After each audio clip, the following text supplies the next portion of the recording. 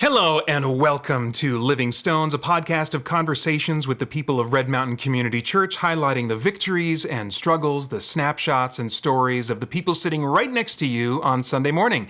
I'm Peter Franson from Spirit Blade Productions and your fellow seat warmer at Red Mountain Community Church.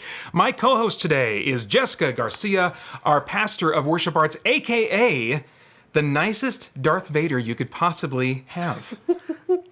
Whoa, what does that mean? I was thinking about this, and some people may not know that you were my intern for 6 months. Mm-hmm. I always try to dig back into any history I have with my co-hosts. Yep. And so I was the worship pastor for 2 years at our church, and it was 6 months, right, that you interned? I think so. Does that sound right? Yeah. So all these years later, I was so excited to hear when you were being hired, but I did think of Episode 4 of Star Wars, and imagine you saying, and if Austin was here, I'd maybe have him do the ho purr. You gotta have the ho purr, you know, the ho purr.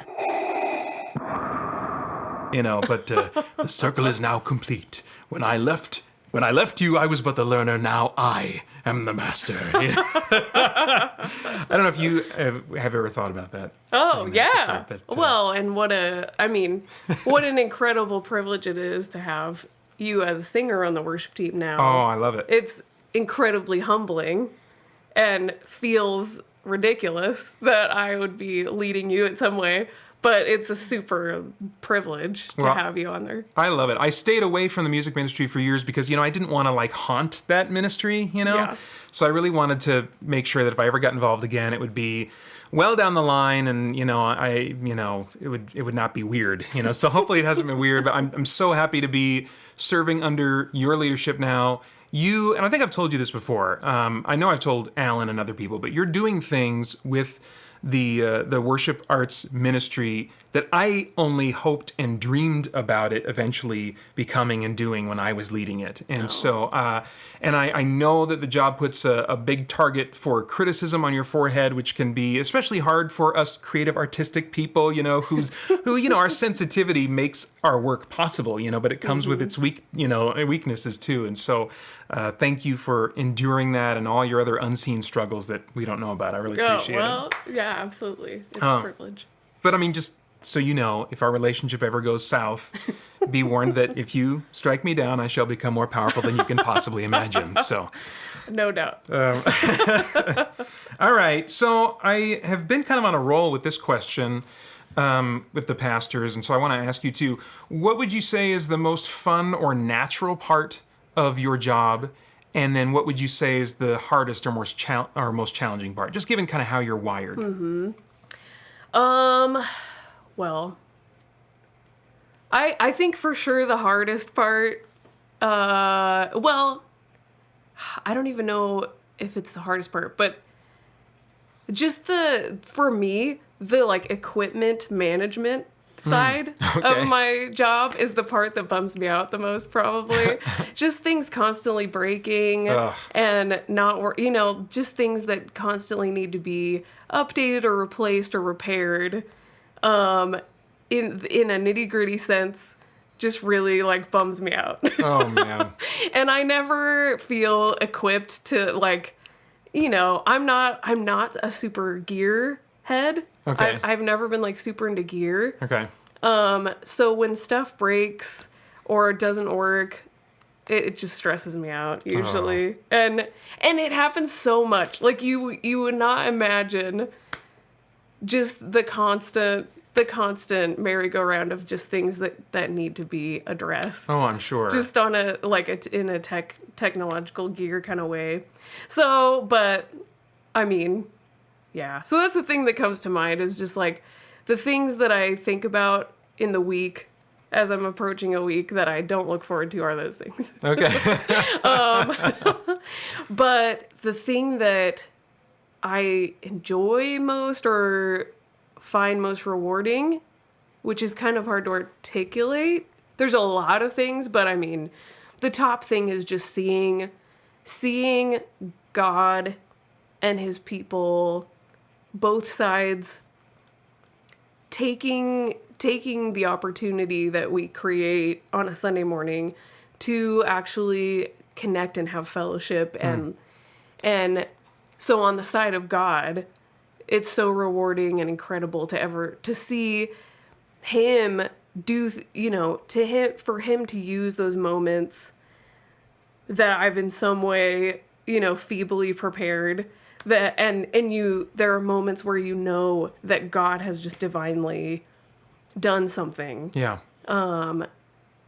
to speak to people or to reveal himself, and that God has taken that and actually empowered it with the Spirit, Yeah. and used it in some way In ways that you couldn't have orchestrated yourself. Yes, yeah, absolutely, which is just infinitely humbling and rewarding.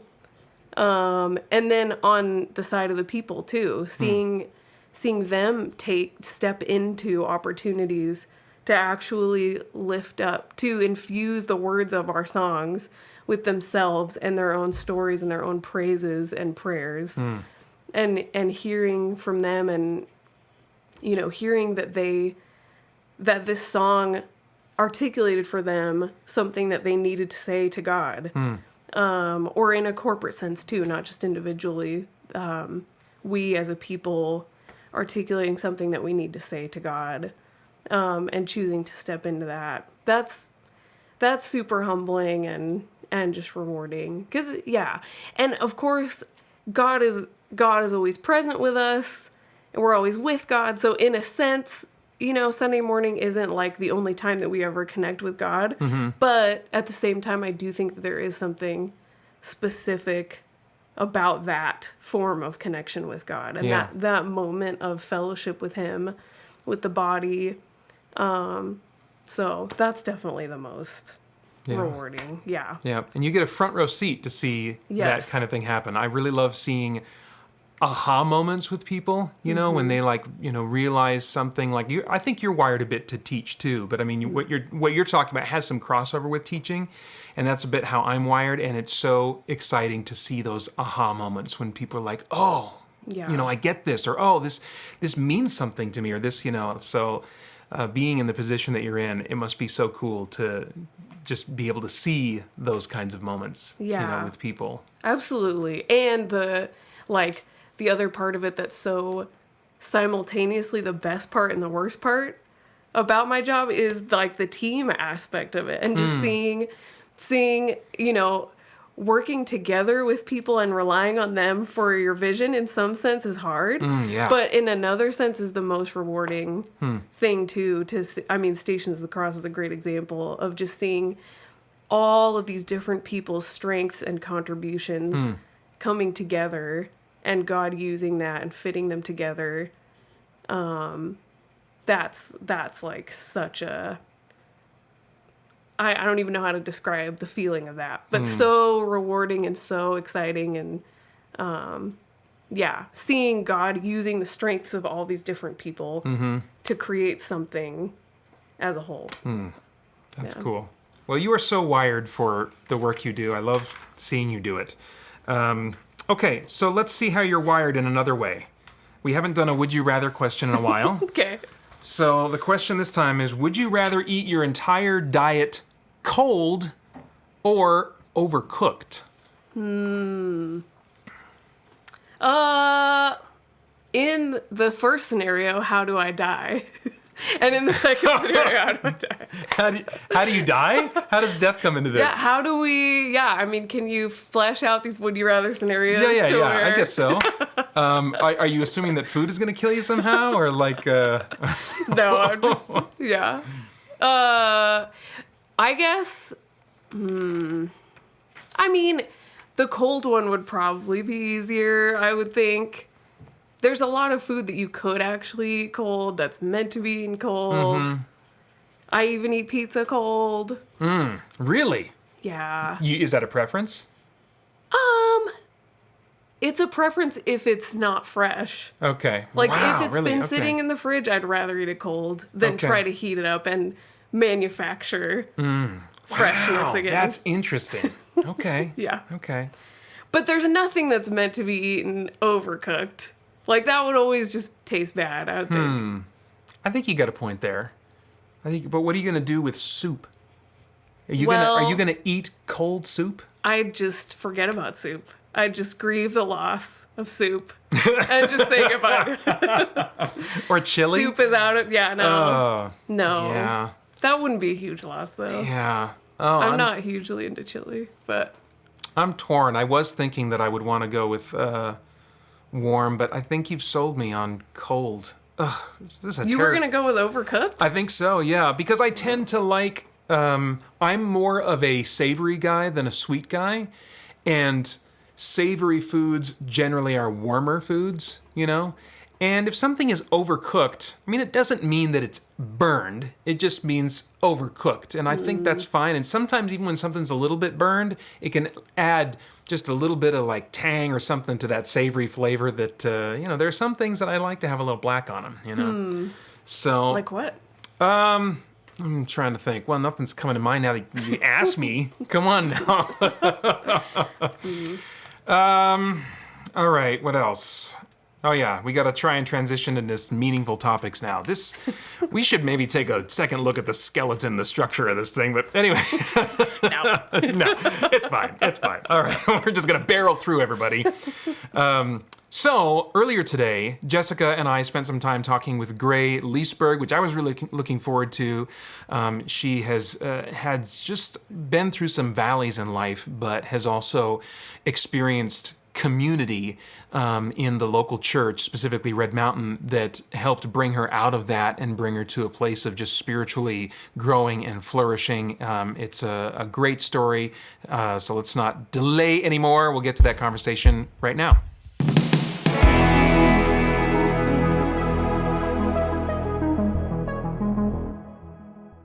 Thanks for doing this, Gray. Really appreciate it. It's not an easy thing. Even Jessica, as upfront as she, is all the time, was saying, I'm kind of nervous about doing this co-hosting thing. Yeah, just your casual self. Yeah. So thanks for being willing to do this. We got one question from a, I don't know if this was a joke question or if this is like an in-joke, something that you know about, but the question we got from listeners was for you is, how much wood would a woodchuck chuck if a woodchuck could chuck wood? I was wondering if you'd get that question or not. I submitted that one for Yeah. myself. Nice. Do you have a response to that? Or is that really something that's just on your heart? That's just something that's constantly running through my mind. Yeah. It's just like, for some reason, I'll just be going through my day and randomly just think, how much wood would a woodchuck chuck if a woodchuck could chuck wood? Yeah. Like how much? Just exactly, how much? And apparently they can't. I mean, I don't know. And I mean, the question implies they can't. I don't know enough about woodchucks. Are these birds we're talking about? Is that what a woodchuck is? No. I see It's them as not a like bird? I have them as like a mentally like a rodent-like creature, like kind of like Yeah. a beaver. Oh. I think Okay. it is a beaver. Is it not the same? I have no idea. And chucking, is that the act of throwing, like tossing? That's what they give you. Chuck that over here. Or is it like some kind of like a munching kind of thing? Or an upchuck. Or an upchuck, yeah. Oh, that changes the question a lot, doesn't it? All right. So now let's get into like some of the other reasons that we wanted to have you on here. You have like a lot to your story that I have really been curious about, because I got to know you a little bit years ago when we were hosting a monthly game night at our house for the College 20s group, and you started coming to those, and I just sensed, I was like, this is a girl who's in a valley, she's just in a dark place. And I was so glad that you came every time, and sometimes you didn't play the game, you just would sit around and just be there. And I was like, man, I'm grateful that she wants to come, even though like these nerdy games aren't always her thing or whatever, And so, but I was always wondering, I was like, gosh, I wonder what's going on inside. We had some conversations, but you always want to be careful not to probe into what isn't your business and stuff. And so, but then, after Holly and I were done serving in that ministry, I would see you every now and again in the lobby and just passing and stuff. And I started seeing like the stop motion photography version of Gray, that I could just tell things were changing in your life. You carried yourself differently. You talked differently with more confidence and peace and contentment. You know, you were just like, you had a sureness or a comfort with yourself that I was like, what is going on with Gray, you know? And so I have been really just in anticipation of having this conversation. So, but start us with the home you grew up in. How would you describe the home you grew up in? So my family home, when I was very young, it was great because I lived in Illinois till I was about 7. I don't remember any bad memories from when I was in Illinois, just a lot of fun, going when the creek was frozen over and just skating over it, all that joyful stuff. But when I came out here to Arizona, we just started getting more competitive, I guess, in the home environment, because I'm the youngest of 4, so they'd always kind of compare me to my siblings and be like, oh, well, your sister got straight A's in this, and so then that was my precedent that I had to follow. And then there was a whole thing with me jumping around from school to school because none of them worked for me, and my siblings got to stay at home and be homeschooled, so there was a little bit more competition and tension and weirdness. It was just, we weren't a very close family. It was pretty divided, which I love my family, don't get me wrong. I love them. They're awesome. It was pretty rough. And then my parents did get divorced when I was about 10, which then even furthered that divide even more and just made it hard because you kind of felt like you had to pick a side, you know, like, do I want to be mom's friend? Do I want to be dad's friend? It's really hard when you're 10 years old dealing with all the stuff that you're dealing with in junior high, and then also dealing with, am I going back to mom's this weekend? Am I at dad's? At dad's, I'm not going to have any food because my siblings won't help me cook, and I can't cook because I'm only 10. So it was rough, and I know that definitely has even played a big role in my adult life. Like, I still don't have normal eating habits sometimes just because I was so used to not really knowing where I would get the food from or how I would cook it or anything. Like, I lived off brownies a lot. Oh, man. A lot of brownies. Gotta love grandma's. There is an upside to that, Yeah. I suppose, right? But not like they just give me a bit of a heartburn. So, I mean, yeah. you take the victories where you can. Yeah, but it was just tense and divided for a lot of the time. And we would go to church together, like a Catholic church. Okay. But, like, none of us really believed at all. So it was just, you didn't really see any, like, daily reminder of, like, Jesus' love for you. Like, that just wasn't a norm in our house. Yeah.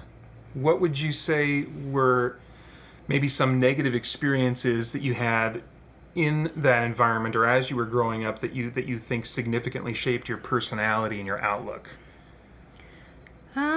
I mean, definitely, like, as I mentioned, the hard part for me when my parents split up was trying to find out how to fend for myself.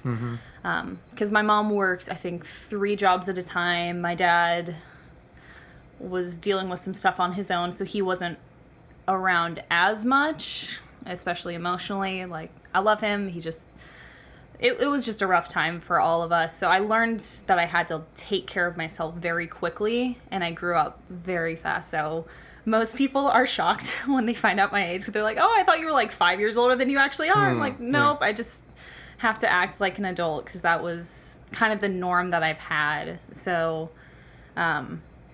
because of everything and because of feeling like I never had help, or if I had help, then someone was going to be like, oh, well, you owe us this because we drove you to soccer practice or something. It has been very hard for me to accept help from other people. And that's been a wall that we've been trying to break down for a really, really long time, and it's just barely starting to come down a little bit at a time. Do you remember what you were thinking, if anything, about God during, like, that time of life? Yeah, so I've actually been reflecting on that lately. Where, like, it wasn't even that I was apathetic towards God. Like, I was angry at God, and I hated him. Like, and I didn't... Obviously, I was a kid, so you don't have good reasonings for anything, but I just hated him. Like, when I was in school, they made you say the Pledge of Allegiance every day, and I refused to say one nation, indivisible, under God. Like, I would just say one nation, indivisible, under... and then just continue on with the rest. Like, And I don't even remember a set point that made me just so against him. I don't know if it's because I knew that my life was hard and that I felt like I wasn't loved, and I felt like, why am I getting all of this? You know, I'm only like 9. I'm not that smart at that point, but it was just so passionately against him, and it still just baffles me to think that, because even in those moments, I still wanted to be involved in like church things. Like, I hated God, but I still was like, I really want to go up and like be part of that worship team at this church that I'm going to. So it was just this weird thing. It's almost like God's been pursuing me. Yeah. Crazy. Almost. So when would you say that you initially decided to trust in Jesus for forgiveness and for rescue in whatever form you might have had in mind, and how did that come about? So I started more regularly coming to Red Mountain right when I was in my second semester of freshman year of high school. Okay. So like I kind of went out of obligation for a while, and then also just an escape from my house because I wanted just a space to exist, not around my family. Yeah. And I went to a summer camp between my sophomore and junior year of high school, I believe. And it was at that camp that, like, I came to accept Jesus. But the crazy thing for me that I still think about is it was on, like, what they call a cry night, where everyone's like, oh, you know, everyone's just crying, sobbing is beautiful. Totally picture-worthy. But they asked anyone who had found Jesus through the week to stand up, and I didn't make a conscious decision, but all of a sudden I was standing. Like, I know that was not my own doing, because I had not seen that. I didn't notice any change in me throughout the week. Like, I was still resisting it, but I got really good at memorizing the Bible verses, so I had that going for me. But it was overpowering, and then I came back from that summer camp, and I did get baptized shortly after that.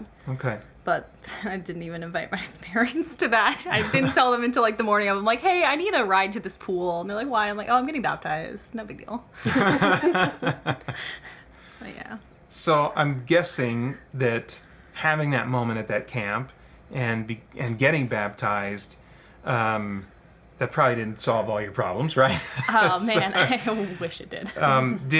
Was there anything that did change for you immediately? And then I'm also curious after that, what kinds of problems continued to stay or entered into your life after that? So when that happened, like I had just a small kernel of hope in me at all times, which I hadn't previously felt within. And there wasn't a huge character shift right away. Like, I was still hanging out with really bad friends. Sure. Just surrounded by terrible people in public school. But I still struggled a lot, especially with self-harm, which I had been before I went to that summer camp. Okay. It did get a little bit better for a time, and then it just hit me like a brick wall again. But I did have a lot of people around me through church that just pursued after me and saw that hurt and brokenness was still continuing, but they didn't call me out right about it. They just, like, if I lied and was like, oh, no, I was trying to cut an orange and I cut the back of my hand, no big deal.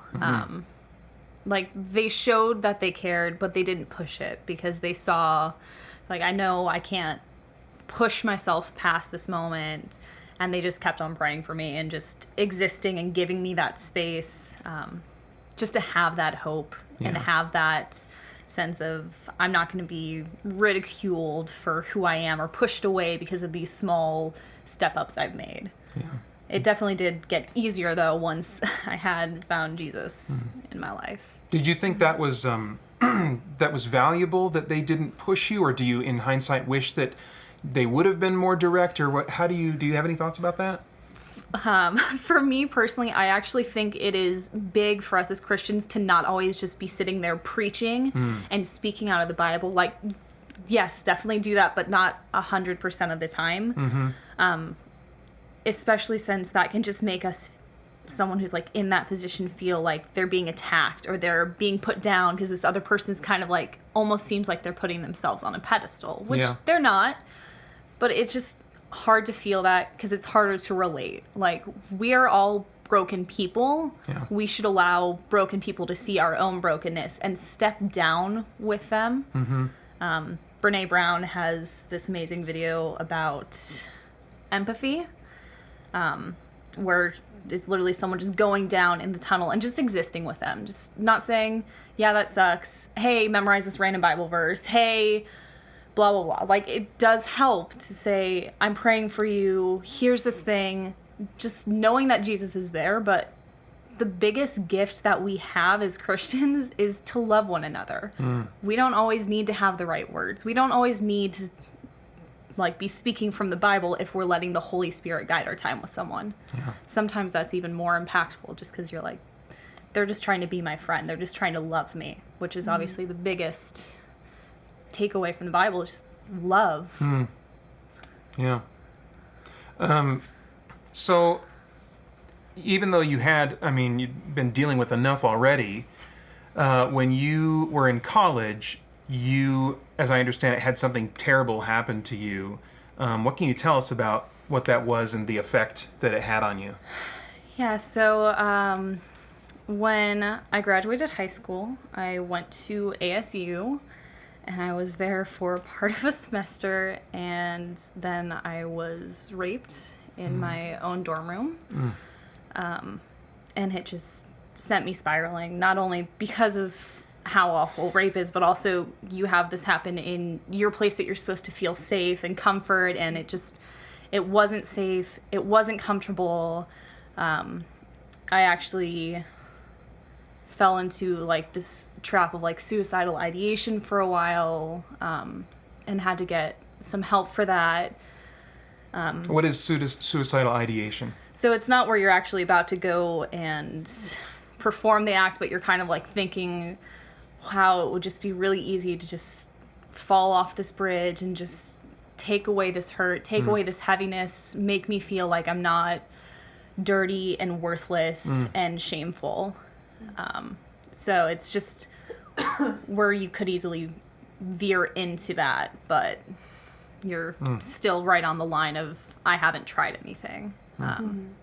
But it was definitely biggest challenge I've had, because then it threw my entire life course off track. You know, I was no longer on track to get a degree. I had to withdraw from my first semester, and then I tried to go back, but I still saw that guy on campus all the time because ASU didn't do anything because they didn't really care, which just makes it way harder. So I had to withdraw from the second semester. So there was no justice in that? No, Ugh. no, there was not. Especially because he did come from like a really rich international student family, and ASU seemed to value money over someone's safety. But it was really hard. Like, I was just very empty for a long time, and I struggled with just seeing my worth and not just feeling ashamed every single time I looked in the mirror.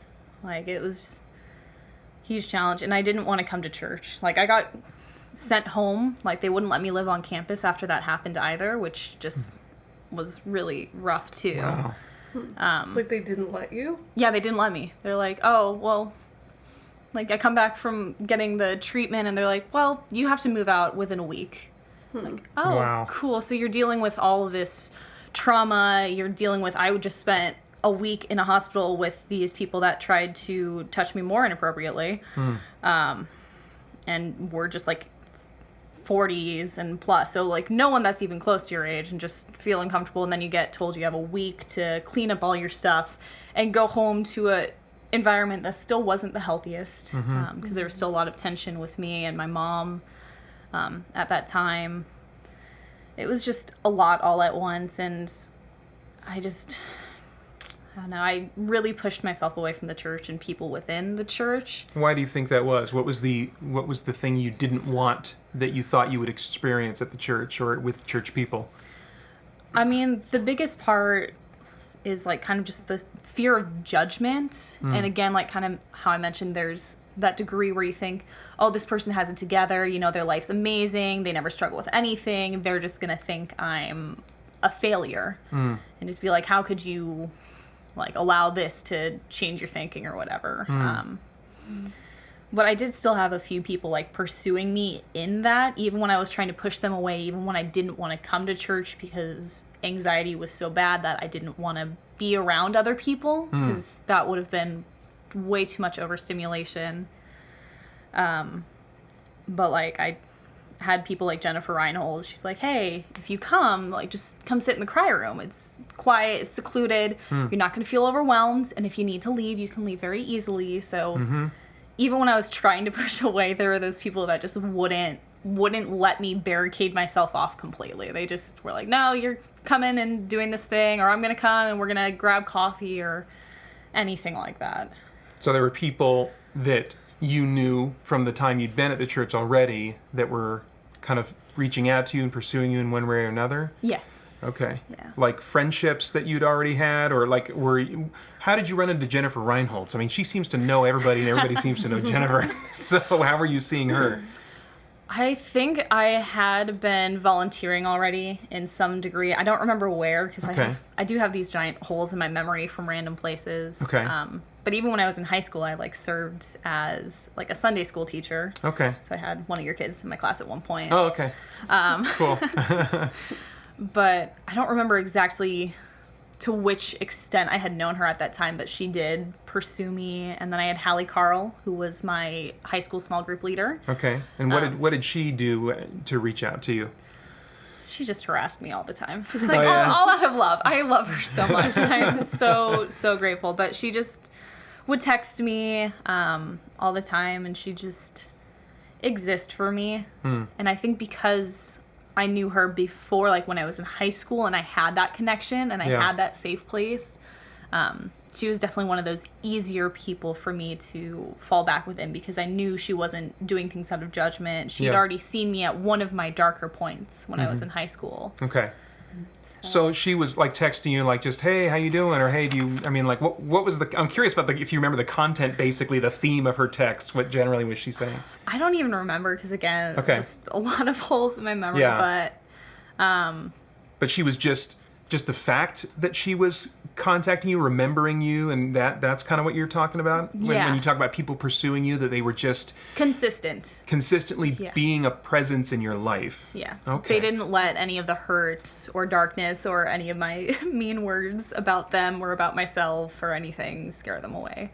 I mean, I'm sure it did scare them to an extent, but they were able to push through that awkwardness and just still pursue me, because they knew that Jesus was pursuing me and they wanted to walk alongside me, which was just huge. What were you thinking, if you remember, about God during this time? Maybe during just before people like Hallie and Jennifer were pursuing you, and as they were doing that, were you having any thoughts about God, or? Like even before all that stuff happened at college, like in my semester there, since I wasn't able to go to church because I was on campus, no car, my relationship with God wasn't doing great at that point either. I just remember being like very angry, and that typical like, why me? Like, why did you allow this to happen? Like, why did I have to go through this? Haven't I been through enough? And just feeling very, very abandoned, and just kind of hated by God, which obviously is not the case, but that's just where I was, and just feeling just betrayed. I think betrayal was probably a big feeling that I was having towards him. Like, it took me a really long time to even like turn on the radio to worship music again. And of course, when you finally turn it on, it's when he hits you with just a super impactful song that's exactly what you need to hear. But it was a struggle. Like, I didn't want to think that he existed. I have 2 tattoos in Hebrew that are 2 of his names from the Bible, and I was just like kind of looking at them like, why did I get these tattooed on me? Like, why am I so stupid? Yeah. Which obviously was perfect reminders, because one of them is meaning the Lord who heals, and the other one's the God of forgiveness. So I was literally surrounded by that every day, even when I didn't want to acknowledge he existed. So it's powerful. What, at some point in all this, as I understand it, you did start becoming more connected to the local church, which in this case was Red Mountain. Yes. How did that come about? What do you think kind of led to that transition of being more connected, and who played a role in that, and what did they do? I mean, we heard about people like staying, connected to you, but I'm curious about what specifically you think led to that deeper connection to the church at some point. Yeah, I still can't even pinpoint it. But Hallie, again, was a huge person that was just roping me back in and helping me get connected. She actually paid for one of my Bible studies. Oh. Back when I was first trying to come back, and it was the one about boundaries, which is obviously very big on someone who's experienced trauma and hurt. So like even just things like that, or people, like Bible study was probably a big one. Like that's how I know a lot of the people I know at church now. Is I'm like, oh yeah, I went to Bible study with them like 3 years ago. Okay. What kind of Bible study? Was it a women's Bible study? The women's Bible study, yeah. Like the Tuesday morning thing? Yeah, it was the Tuesday mornings. Okay. And even within that, like I kept falling back off the radar periodically. But I had a few people that like I had been in like my high school small group with that just reached out and they're like, hey, do you want to come to this young adults thing? Do you want to do blah, blah, blah? And just encouraged me to like come back. And then eventually my natural servant tendencies got me to be like, hey, like I think I want to help at the coffee shop. So I remember that now. Yeah, I forgot about that. Yeah, I think about that regularly. I still remember a few people's names from that as well. Oh, cool. And I'm like, I can't not remember things. It's awesome. But just the random things like that, like the Bible study and just having a chance to serve and get connected that way. Because the coffee shop was easy for me because I didn't have to exist and be vulnerable in a certain way. I had a job to fulfill. And for me, I'm just very work-oriented. So when you give me a task that I can throw myself into and then be kind and be connected and see all the beauties of community, that was exactly what I needed. Just because I didn't have to feel pressured. I was just like, oh, I just have to ring up these people at the coffee shop. It's fine. It's great. I'm like, now I get to smile. I get to draw little Easter eggs on their cups. Yeah. On Easter, obviously. Hey, just all year round. Yeah, all year round, Easter eggs. You said the phrase "the beauty of community." Can you bring any specifics to mind of what when you say that? What is that? What does that mean? Man, I cry about community all the time. It just, the fact that, like, I even feel like this morning, I was talking to someone, I was like, how much easier is it to pray for someone else than to pray for yourself? It's just so much easier to put that care in and just see that we are all interconnected. And I see women that I haven't talked to in like a year and they're like, hey, how was that one thing that you were struggling with back then? I was praying for you about it. And just the interconnectedness and just the compassion that we all feel for each other and just wanting to exist and share the joys, share the trials. And it's overwhelming. Like I just love having the opportunity to sit in the women's Bible studies on Sunday mornings when I'm finished with my volunteers thing. I'll usually hang out with like you and like Heather Wanland and all that and just kind of exist in this place and just have a chance to not worry about yourself, not get caught up in the material things, but just exist with other believers God loves and God's pursuing, and just being able to, even as you said, like just watch from a distance of like how God's working through them and just seeing how amazing it is. And sometimes getting to feel like you played a part in that is just very powerful as well.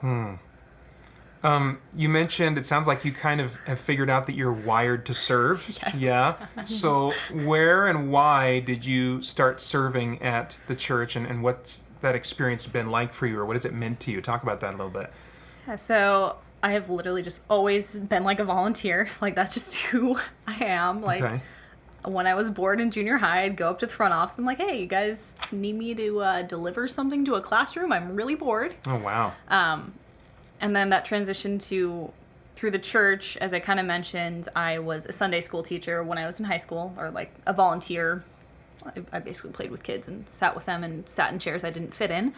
Wow, that is like, can I just tip my hat to you for spending any time with other people's children? Oh, and then I was a daycare teacher later on. The church kids are way better. Oh, yeah? Okay. I mean, you didn't hear that from me, though. That's great. And then after I came back, I wound up at the coffee shop, just volunteering as a cashier there. And that was just really nice as well, because Jennifer Reinholz also just knows that I am more of a servant, hospitable person. So she's like, yeah, we're getting you this one. Come on, let's go back. And then I had work obligations, so I disappeared for a while again. And when I came back, I wound up at the information table, which is where I've been for the last few months. Just most people don't know where we are. You walk in the door, and it's hard right. Like, you just basically turn around back at the door, and there's a sign that says, welcome. Hit us up. We're awesome. Yeah. Do they still have that like pamphlet library or pamphlet city set up where you like there's a whole bunch you can or what? Yeah, we have some of the pamphlets over there and then some ministry stuff. It's awesome, but people just kind of forget we exist sometimes. But I love it. It's awesome. But you're there when they need you. And that's the important thing. We appreciate that. Exactly.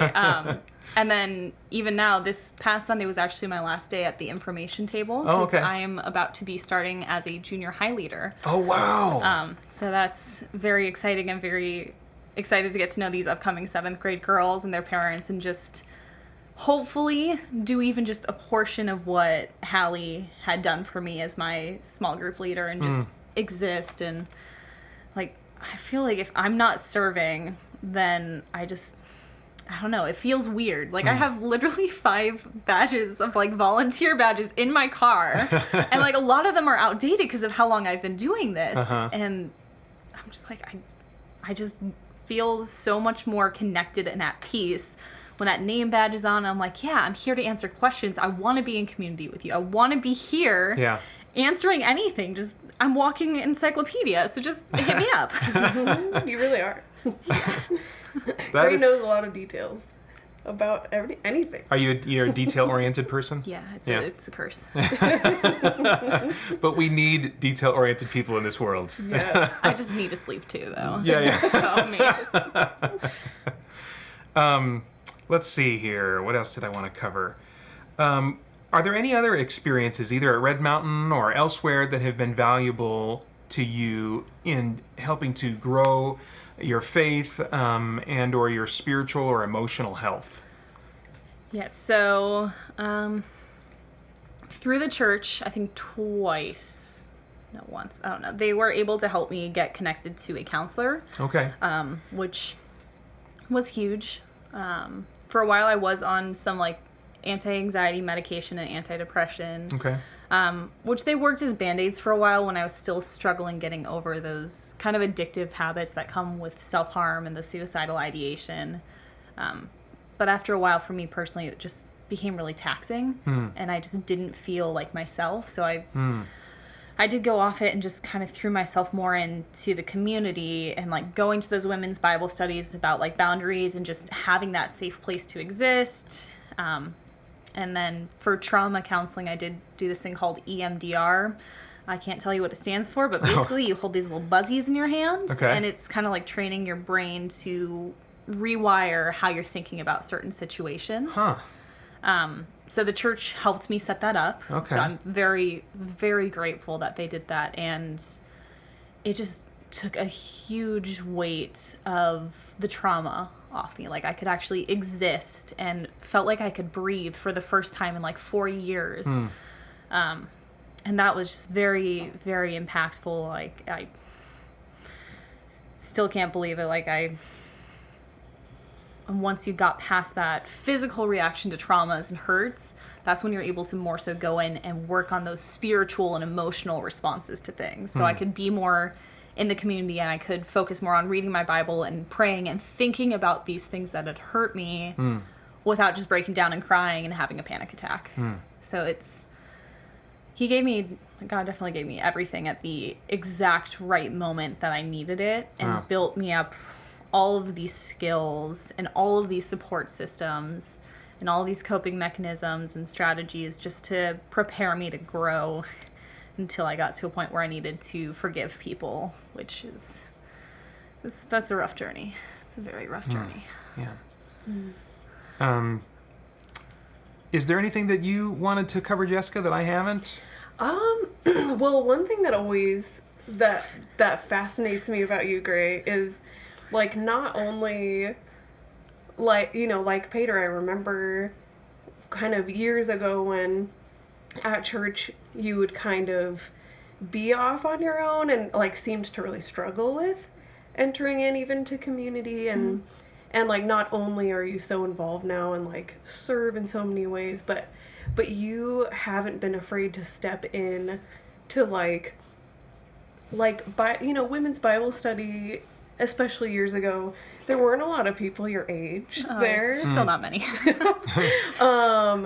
And like, you know, the welcome table or whatever, there's not a lot of your peers on that team, and like even serving, getting ready for communion, and like you just haven't been afraid to step into things that I feel like other people, like your peers maybe are a little bit. So like, can you say anything about why, or like how you've been so just brave and just stepping into things? I mean, I don't know if I consider that bravery. I just kind of consider that normal at this point for myself. I think for me personally, it's that when I was growing up, I did have a lot of periods of time where I was like only surrounded by people who were in like their 30s when I was like 10. So I was used to communicating with people who are older than me and having that perk. But also, I just kind of have semi-recently officially adopted the motto of just embrace the awkward. You know, like, I had just convinced one of my very, very close friends to take over for me at the information table. And she's like, I'm just worried that, like, it's going to be awkward, it's going to be weird, I'm going to say the wrong thing. I'm like, embrace the awkward, you know? Because that shows that you're human. Like, I don't know how many people are going to remember if I, like, said slightly the wrong thing. Like, did I say good morning when it's an evening or anything like that? Or did I say thank you for coming to Walmart when I was at the coffee shop because I was so in work mode? But it's just, we're going to exist and we're going to be awkward and we're going to make really stupid, like, word choices sometimes. But I also know being in a community of people who are not in your wheelhouse and who are not identical to you, that's where you can grow the most. Like, I would like to think the women's Bible study enjoys having me there. Oh my gosh, yes. They haven't told me they don't. But we all just have these huge different perspectives and different ways of approaching things. Like, I go into Bible study and I'll just be like, hey guys, did you know the word you was used in this 52 times? This is a very convicting passage in James. And they're like, why? Just why did you choose to do that? And then they'll give me more biblical context or more applications for later on in life. And if we aren't taking anything as a personal attack and like saying that we're learning something wrong, we can grow the most with people that are totally outside of our comfort zone. Like, I have so many friends that are just like completely different. Like, if I walk in through church, like, I'm gonna see over 100 people that I know on a fairly good level, and none of them are gonna be alike, but they're all amazing and beautiful. And they have just this heart for Jesus and just for other people, and I love celebrating that. And I also love just matchmaking people as friends. Like, it's my go-to. I'm like, hey, you should talk. You guys got a lot in common. They're pretty resistant to that at first, but I'm working on it. It'll be great. We're just gonna make like dating profile. And be like, it's like Friendster, where I'm like, you guys have this in common, and I just want to highlight that and highlight that we are all interconnected, so loved, and so able to love. That's just big for me. I can already see the potential for what good you will do and how well you'll be positioned to do junior high ministry. I'm so excited for you in that. That was so cool to hear.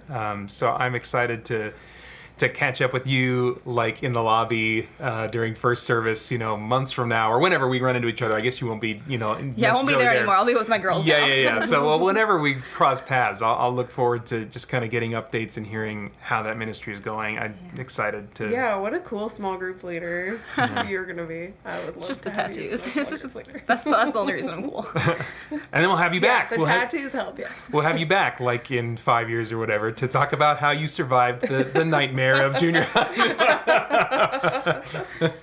Or hopefully one of my girls maybe is going to be able to share Oh, that would be cool. the transformative power of community as well, because it's such a gift, such a blessing. Cool. Well, thanks for being with us and being willing to share your heart and especially your experiences, which I'm sure are not always the easiest thing to look back on, but I think it's been really valuable for me, and I've really appreciated kind of finally getting to hear the story, of what was going on, in your life during that time. So thank you so much for doing this. It's been my pleasure.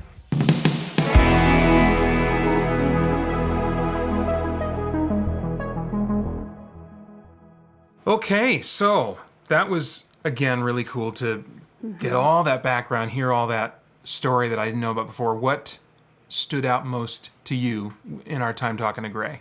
Well, I love hearing her articulate the seasons that the totally different seasons she's gone through spiritually, as far as like there have been these times where she's been really angry at God and she's hated God and she has experienced all kinds of resistance to him, and then through community, really interestingly to me, she experiences him softening her heart over time, and just that process is so encouraging to me.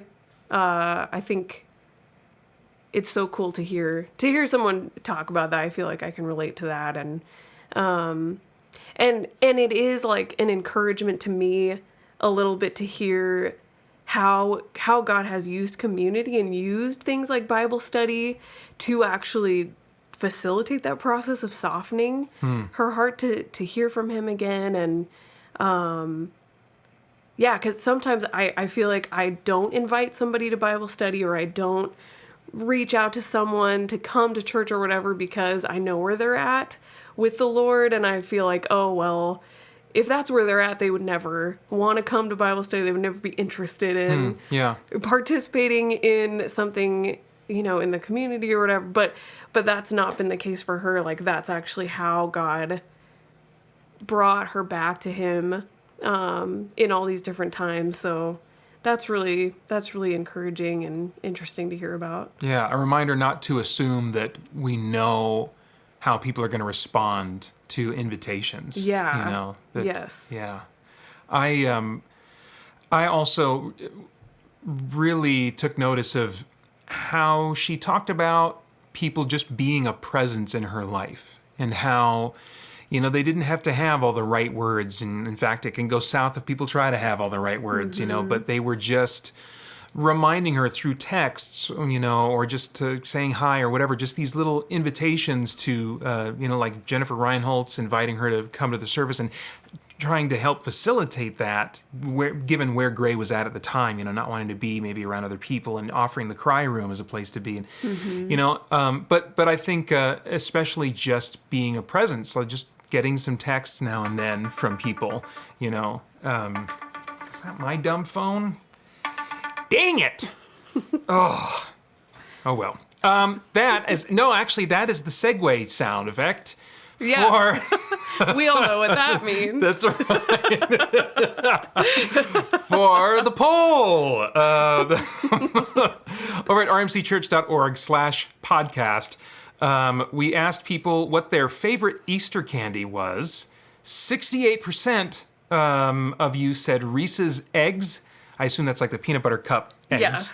Yep. I would assume. Okay. And then 32% said Jelly Belly's jelly beans. Jessica, do you have a preference there? Oh, definitely Reese's. Yeah. Yeah. Anything with peanut butter is going to way take precedent over any kind of candy. Yeah, well, when you put it with chocolate, I mean, come on now, people. I don't know what happened. This must be different people voting, because didn't we have a poll sometime where, like, people... Oh, yeah, they chose flowers over chocolate. Yeah. What are they thinking? So I guess we got a different batch here. Yeah. Voters. And then we also asked about the Stations of the Cross, which was this the second, third year? The third year. Wow. Okay. Awesome. Yeah. And we asked people which station left the greatest impression on you. We got a number of responses here. One that said Station 2, the fire pit. Peter denies Jesus because it made me think about the areas of my life I'd been denying Jesus. Station 3, the purple robe and thorn crown. It made me realize I am so unworthy of Christ's sacrifice. Yeah. Station 4, the cross fountain, seeing the blood and water poured out was sobering. Station 8, seeing so many signatures all saying my Lord and my God made me start to cry. The same God who loves me, loves and saved all of humanity. 7, the fabric representing the disciples. I love the poetic side that they were all wrinkled, showing they were broken and flawed just like us. The cross and the dark hallway with the Jesus is dead signs. I found that striking too. And the mercy seat with the angels in the tomb, but the jars for the burial hit me hard too, they say. So you kind of put these together and created these, but is there one that stands out to you that just like seemed to be an idea that you hit upon that maybe especially seemed like motivated by the Spirit, or maybe that to just you personally, because I know you're seeking in all those to be motivated by what the Spirit is doing, but were there any that stood out to you maybe personally? Yeah. Well, I think I if I'm remembering right, none of the previous years have we really emphasized the burial process of Jesus, and because John really brings out how much Nicodemus how many burial spices and that whole thing. So this year we had an actual station for that, and that really hit me this year. Just thinking. In fact, originally that station was just going to be the table that you saw. And as I was imagining that and just feeling hit by that personally, I noticed that where we were going to put that station was right by this big curtain. And I was just struck by thinking about the finality of burying Jesus' body, walking away from the tomb, and then having those days where Jesus is dead.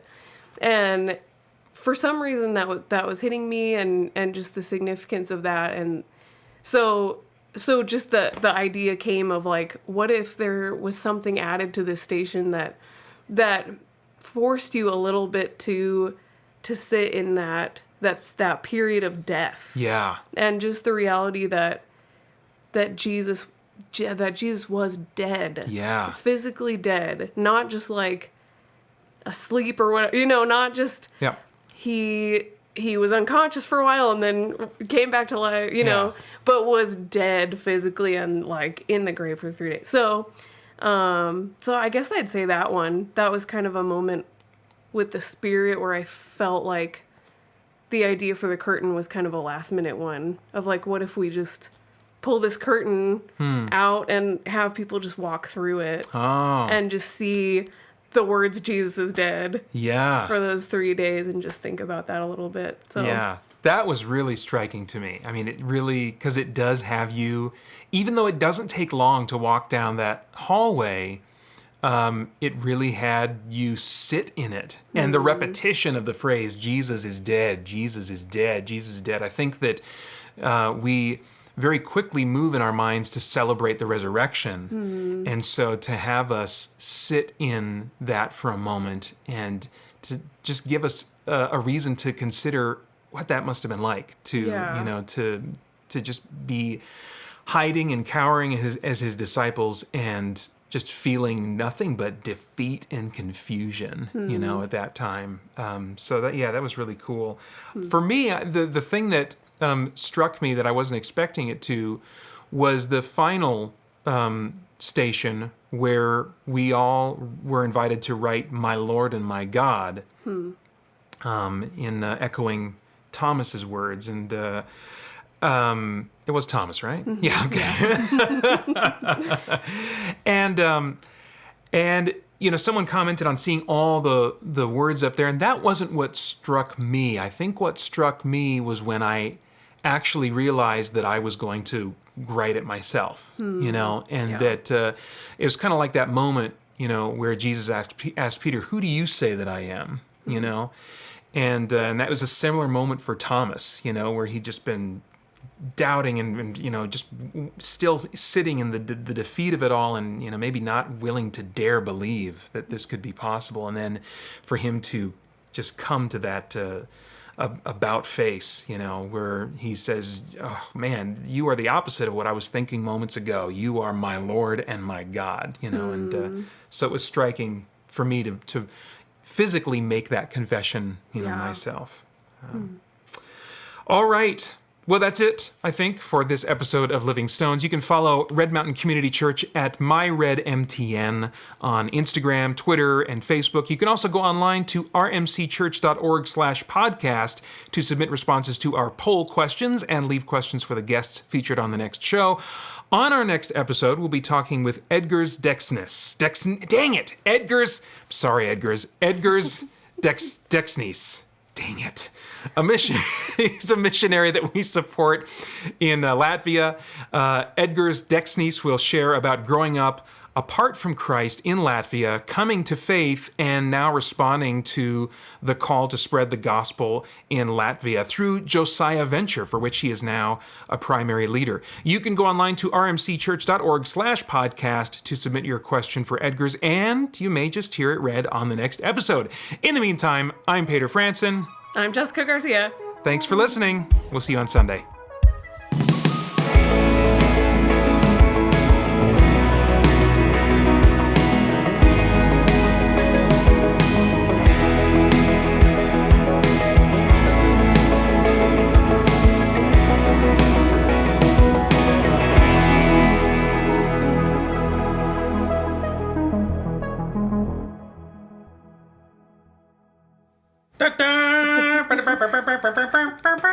We're done. That was awesome. Yeah, that was great. I have no idea what I just said. Oh, well. Great. I do that. I black out when I'm praying or anything. I'm just I have no idea. Someone's like, you said this. Really good.